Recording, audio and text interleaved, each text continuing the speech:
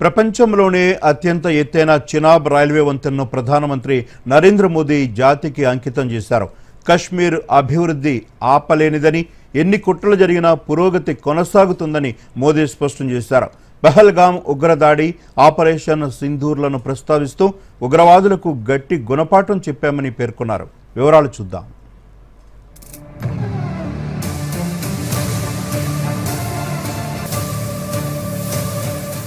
చినాబ్ వంతెన ప్రారంభోత్సవం జమ్మూ కాశ్మీర్ పురోగతికి ప్రతిబింబమని ప్రధానమంత్రి నరేంద్ర మోదీ అన్నారు. ఎవరు ఎన్ని కుట్రలు పన్నినా కశ్మీర్లో అభివృద్ధిని మాత్రం ఆపలేరన్నారు.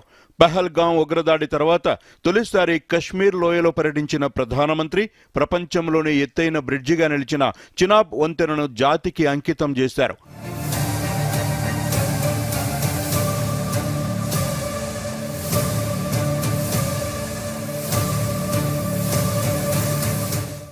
ఈ సందర్భంగా మోదీ మాట్లాడుతూ పహల్గాం దాడి, ఆపరేషన్ సింధూర్ గురించి ప్రస్తావించారు. ఉగ్రవాదులకు తగిన గుణపాఠం చెప్పామని పునరుద్ఘాటించారు. పొరుగు దేశం పాకిస్తాన్ మన పర్యాటక రంగాన్ని దెబ్బతీసేందుకు ప్రయత్నిస్తున్నా భారత్ ధీటుగా సమాధానమిస్తుందని ప్రధానమంత్రి మోదీ స్పష్టం చేశారు. పహల్గాం ఉగ్రదాడిలో పోనీవాలా ఆదిల్ హుస్సేన్ ఉగ్రవాదులతో వీరోచితంగా పోరాడి ప్రాణాలు కోల్పోయారని, అమాయకుల ప్రాణాలను బలిగొన్న ఉగ్రవాదులకు ఆపరేషన్ సింధూర్ ద్వారా గట్టిగా బదులిచ్చామని అన్నారు. ఉగ్రవాదంపై పోరాటంలో భారత్ వెనక్కి తగ్గబోదని, పాకిస్తాన్ కుట్రలను ఎప్పటికప్పుడు తిప్పికొడతామని, కశ్మీర్ అభివృద్ధిని ఎవరూ అడ్డుకోలేరని స్పష్టం చేశారు. పాకిస్తాన్ की साजिश के खिलाफ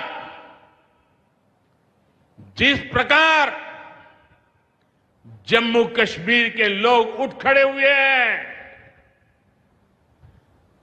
जम्मू कश्मीर के अवाम ने इस बार जो ताकत दिखाई है,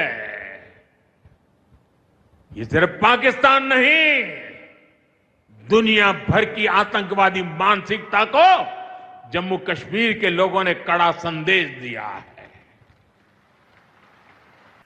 ఈ సందర్భంగా జమ్మూ కాశ్మీర్ ముఖ్యమంత్రి ఒమర్ అబ్దుల్లా రాష్ట్ర హోదా కోసం తన డిమాండ్ను ప్రధాని ఎదుట ప్రస్తావించారు. 2019లో ఆర్టికల్ 370 రద్దుతో జమ్మూ కాశ్మీర్ కేంద్రపాలిత ప్రాంతంగా మారింది.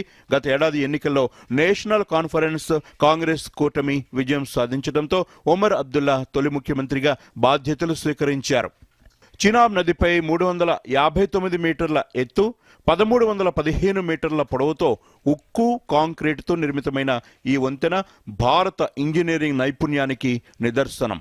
ప్యారిస్లోని ఈఫిల్ టవర్ కంటే 30 మీటర్లు ఎక్కువ ఎత్తున్న ఈ వంతెన చైనాలోని షొబాయ్ రైల్వే వంతెన రికార్డును అధిగమించింది.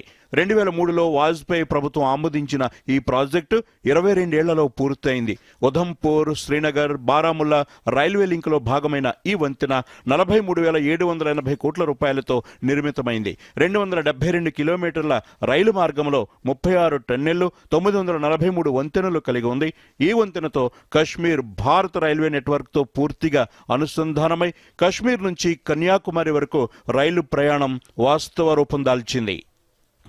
మరోవైపు కాట్రా, శ్రీనగర్ మధ్య వందే భారత్ రైళ్లను ప్రధాని మోదీ జెండా ఊపి ప్రారంభించారు.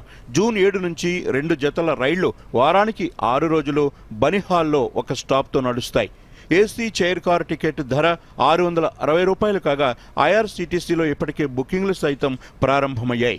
సెప్టెంబర్ నుంచి ఈ రైళ్లను జమ్మూ వరకు విస్తరించనున్నట్లు రైల్వే మంత్రి అశ్విని వైష్ణవ్ తెలియజేశారు. మోదీ జమ్మూ కాశ్మీర్ పర్యటనలో మొత్తం 46,000 కోట్ల రూపాయల విలువైన ప్రాజెక్టులకు శంకుస్థాపనలు, ప్రారంభోత్సవాలు చేశారు. Bureau report, Doordarshan news.